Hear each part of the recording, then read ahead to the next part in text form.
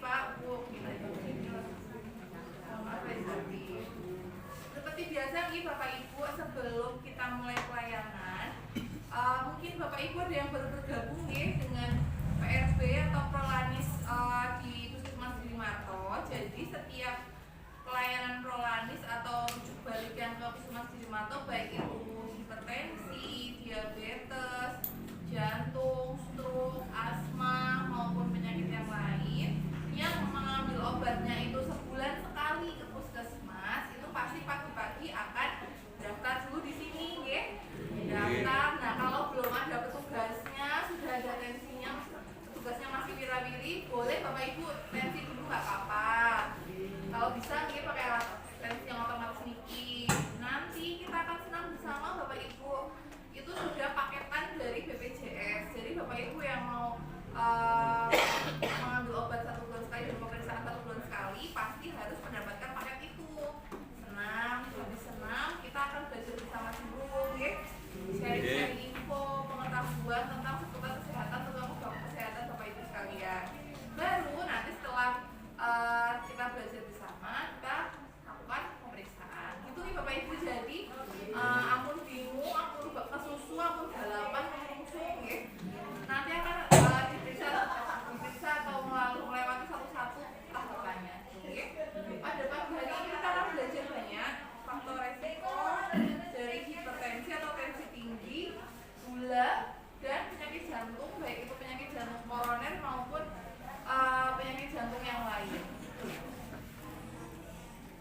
Nah, kalau gula ini sekilas informasi mawon gitu Bapak Ibu. Jadi kalau gula itu kan penyakit akibat gagalnya insulin atau zat yang membuka sel di tubuh nih Bapak Ibu. Jadi gulanya di darah itu tinggi, kenapa? Karena nggak bisa diolah, istilahnya noten, nggak bisa diolah jadi energi. Maka dari itu gulanya saat dicek darah, gulanya tinggi di cek darah niku. Aslinya harusnya kalau misalnya orang sehat, gula darah maksimal itu tidak sampai di atas 200. Tapi kalau orang sakit gula itu dicek darahnya kalau tidak puasa di atas 200. Biasanya kalau puasa biasanya di atas 140 paling maksimal, atau kadang-kadang ada laporan juga yang dicek 110 itu sudah dianggap tinggi untuk gula darah puasa. Penyebabnya apa Bapak Ibu? Kurang lebih sama ya, antara gula ataupun hipertensi mirip-mirip. Nah, kalau gula ini Bapak Ibu harus hati-hati karena istilahnya penyakit gula itu ibu dari semua penyakit. Kenapa? Karena kalau sakit gula ini bisa menyebabkan ke arah jantung, ke arah stroke, ya. Nah, ini penyebabnya apa Bapak Ibu? Biasanya kalau yang ada beberapa macam penyakit gula, ya, ada diabetes, namanya kan diabetes tipe 1 atau tipe 2. Kalau diabetes tipe 1 biasanya didapatkan dari lahir Bapak Ibu. Jadi mulai dia cepet bayi dicek gulanya itu tinggi. Biasanya penyebabnya karena memang keturunan pertama yang DMT 1. Tapi kalau yang DMT 2 biasanya itu didapat, ya, DMT 2 itu didapat saat sudah usia remaja atau dewasa. Nah, kebanyakan itu penyakit gula yang banyak di masyarakat itu yang tipe 2. Jadi ketahuan sakit gula saat sudah dewasa, ya. Kemudian penyebabnya itu sama Bapak Ibu. Jadi tubuh kita itu kan punya banyak hormon. Salah satunya hormon insulin. Fungsi insulin itu untuk membantu gulanya itu diserap jadi energi. Jadi Bapak Ibu bisa bekerja, bisa bertenaga. Tapi kalau orang dengan sakit gula, gulanya itu nggak bisa diserap Bapak Ibu, nggak bisa diolah jadi energi. Jadinya rata-rata yang sakit gula rasanya lemes, buatan bertenaga, padahal gulanya tinggi tapi nggak bisa diolah. Nah, kalau misalnya yang gulanya nggak bisa diolah ini, nanti obatnya itu akan bekerja agar gulanya itu bisa diolah jadi energi. Nah, itu namanya obat gula, ya. Kemudian penyebabnya macam-macam Bapak Ibu. Kalau misalnya yang tipe 1 yang dari lahir itu istilahnya didapat di keturunan, biasanya karena memang autoimun atau imunitasnya, daya tahan tubuhnya itu menyerang dirinya sendiri. istilahnya ngoten kalau yang DM tipe 1. Tapi kalau yang DM tipe 2 penyebabnya bisa karena macam-macam, contohnya nih.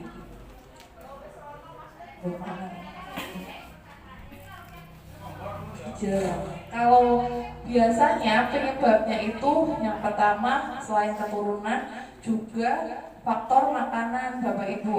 Misal sering makan makanan manis, gorengan, nah, kemudian makan makanan yang banyak pengawetnya, makan makanan instan, mie instan itu juga bisa kalau konsumsinya berlebihan bisa menyebabkan gulanya tinggi, tepung-tepungan yang makanannya bahannya itu karbohidrat, karbohidrat. Tapi kalau misalnya Bapak Ibu dahannya seimbang, maamnya nggak terlalu banyak yang manis, nggak terlalu banyak jumlahnya porsinya, kemudian tidak ada riwayat sakit gula, insya Allah aman dari penyakit gula. Kenapa sih diabetes itu jahat? Diabetes itu jahat karena bisa menyebabkan penyakit jantung, gagal ginjal, kebutaan, amputasi, dan kematian. Yang paling sering itu 4 ini, semuanya itu sering Bapak Ibu. Gula itu bisa menyebabkan penyakit jantung karena apa? Yang Bapak Ibu bayangkan kalau air ada gulanya itu kita pegang dengan tangan, rasanya gimana tangan kita Bapak Ibu? Kan sama dengan pembuluh darah di dalam tubuh kita Bapak Ibu. Kalau orang kena sakit gula, pembuluh darahnya itu cenderungnya gampang ditempeli. Kalau misalnya Bapak Ibu bayangkan orang sakit jantung yang koroner, itu kan penyebabnya sumbatan. Nah, penyebab kenapa gampang ada sumbatan itu salah satunya karena sakit gula. Istilahnya pembuluh darahnya mudah ditempeli, akhirnya gampang ada sumbatan. Nah, kenapa itu sakit gula bisa menyebabkan penyakit jantung? Kemudian gagal ginjal. Jadi Bapak Ibu, ginjal kita, semua orang itu pasti punya ginjal. Siapa yang tahu di tubuhnya ada berapa ginjal? 2, pinter. Ada yang tahu? Pasti ginjal kita itu ada 2 nih Bapak Ibu. Ada ginjal kanan, ginjal kiri. Letaknya itu di pinggang panjenengan, di atas sini. Di tengah sini, kanan kiri itu ada ginjal panjenengan. Fungsinya itu untuk menyaring darah.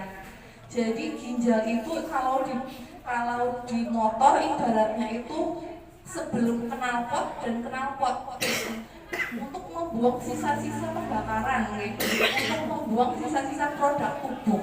Ginjal itu fungsinya itu. Bedanya kalau misalnya tubuh kita kan isinya darah nih Bapak Ibu. Jadi kalau tubuh kita di bedah mata nih Bapak Ibu, 80% isinya, volumenya itu terdiri dari darah. Nah, ginjal itu fungsinya untuk menyaring darah. Istilahnya kalau misalnya saringan Bapak Ibu bayangkan, kalau misalnya saringannya itu banyak krik-kriknya, banyak kecil-kecil pasir-pasir gula yang tidak bisa diserap, otomatis aliran saringannya itu cepat ke alon Bapak Ibu. Alon karena tidak lancar ginjalnya untuk menyaring. Nah, karena terlanjur alon padahal aliran darahnya itu biasa, ginjalnya akhirnya kalah. Bapak Ibu tidak bisa menyaring darah dengan maksimal. Maka dari itu komplikasi yang paling sering juga di diabetes adalah gagal ginjal. Kemudian kebutaan Bapak Ibu. Jadi mata kita itu selain mata bulat 2 ini Bapak Ibu, pembuluh darah, saraf, semuanya itu ada mengaliri mata kita untuk bekerja. Nah, yang namanya gula tadi kita sudah belajar, gula itu mudah menempel.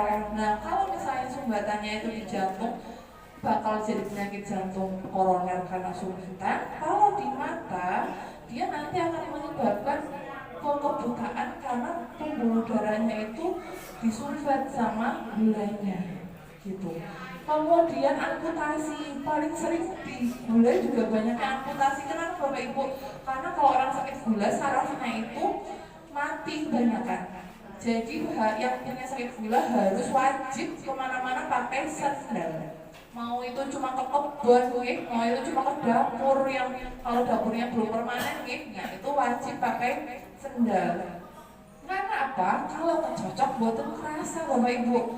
Buatan kerasa kecocok, tahu-tahu rasanya sudah bengkak, sudah hitam, sudah infeksi. Nah itu udah susah diobatinya, apalagi kalau gulanya betul terkontrol. Kemudian kematian jelas karena 4 penyakit di atas ini jadinya banyak menimbulkan kematian apabila tidak diobati dengan benar. Kemudian nah, gejalanya Bapak Ibu untuk sekedar tahu nih, gampang lelah, sering buang air kecil, tiba-tiba berat badannya turun, lukanya susah disembuhkan. Kemudian nuwun sewu nggih Bapak tidak bisa berdiri, nggih, tidak bisa untuk berhubungan. Kemudian selalu lapar, pandangannya burem, sering kesemutan, contohnya sering haus, dan untuk ibu-ibu nuwun sewu kadang-kadang sering keputihan juga bisa. Jadi ini salah satu tanda-tanda dari penyakit gula. Okay? Apakah harus semuanya Bu Dokter harus ada orang sakit gula itu semuanya harus ada? Tidak. Bisa jadi beberapa gejala mawon. Nah kemudian untuk diagnosisnya gimana Bapak Ibu disebut itu sakit gula, harus dicek gulanya. Okay? Kalau ada keluhan seperti ini, dicek gulanya itu normal, berarti ini bukan sakit gula. Okay? Kemungkinan penyakit yang lain.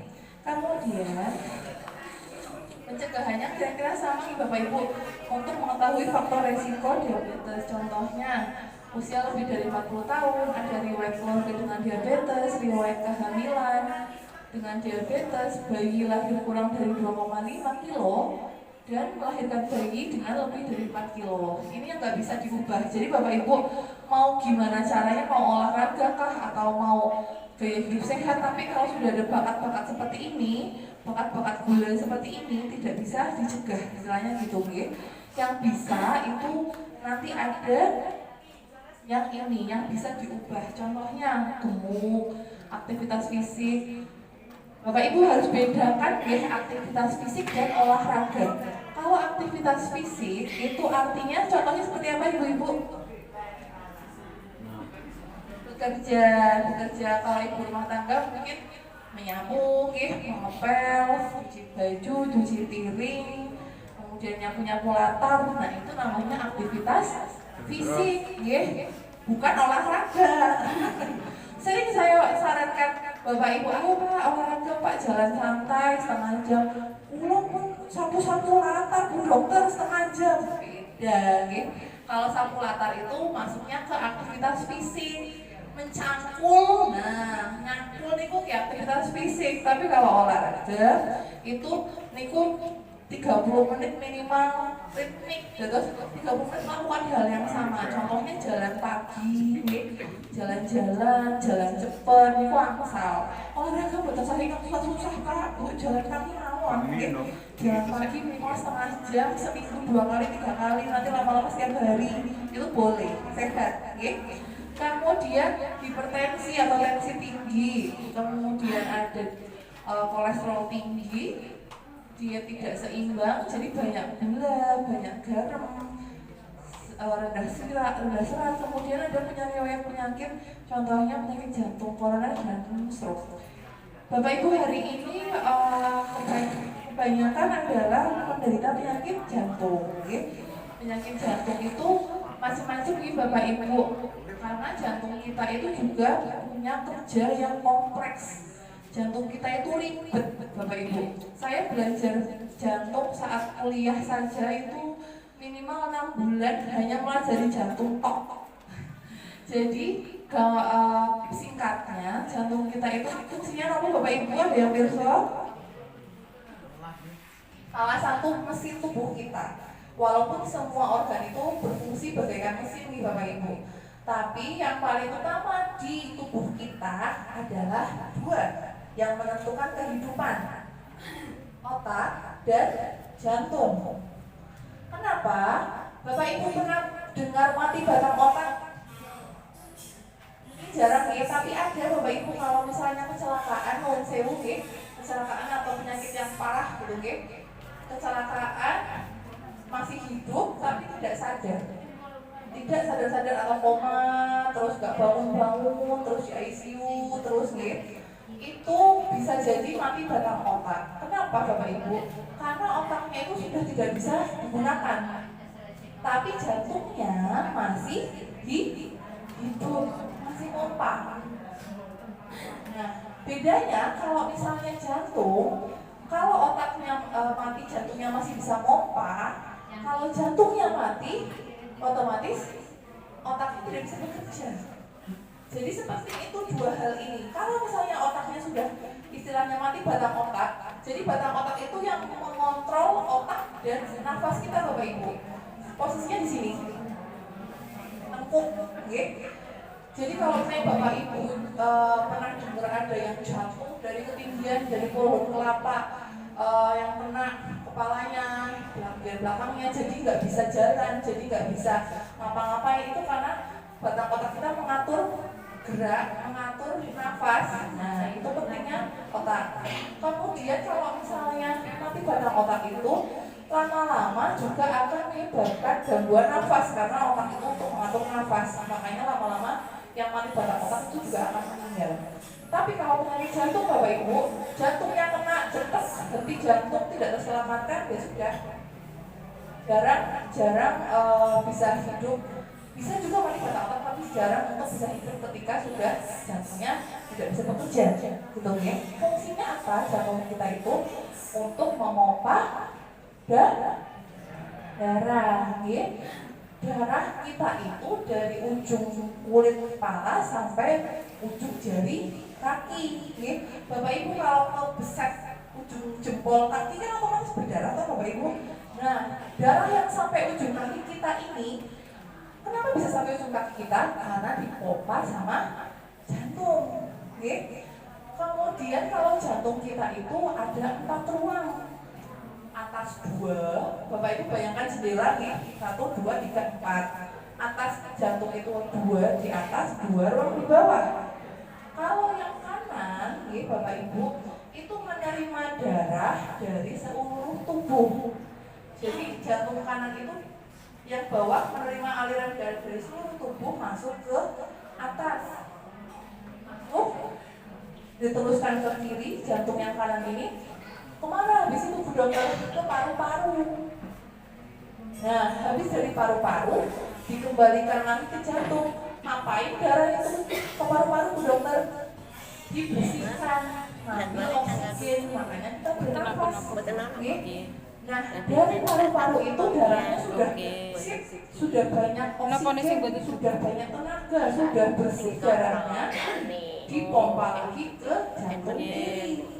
Jantung kiri itu yang nantinya akan pompa darah lagi ke seluruh tubuh.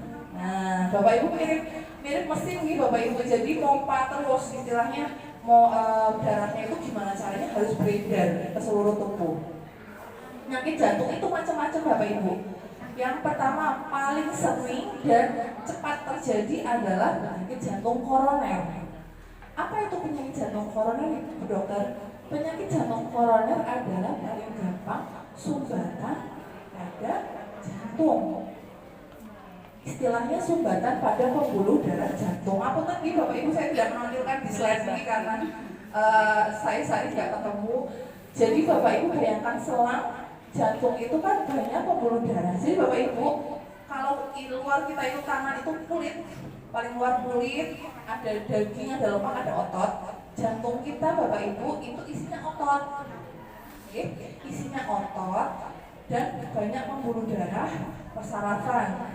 Kalau ototnya itu hidup itu karena ada aliran darah nih Bapak Ibu. Nah, kalau penyakit jantung itu koroner itu yang melingkari jantung pembuluh darahnya itu ada sumbatan. Bapak Ibu bayangkan kepalan tangan ini, jadi jantung kita itu kan kepalan tangan, Bapak Ibu genggam tangan dan jantung Bapak Ibu kira-kira sebesar kepalan tangan itu. Di sini melingkar itu pembuluh darah yang membiarkan jantung itu tak memompa. Kalau pembuluh darahnya kesumbat oleh kolesterol, terus sih Bapak Ibu, kalau selang kesumpel pasir, kesumpel benda-benda kan mampet nih Bapak Ibu, nggak bisa ngalir selang itu. Nah, sama dengan pembuluh darah jantung.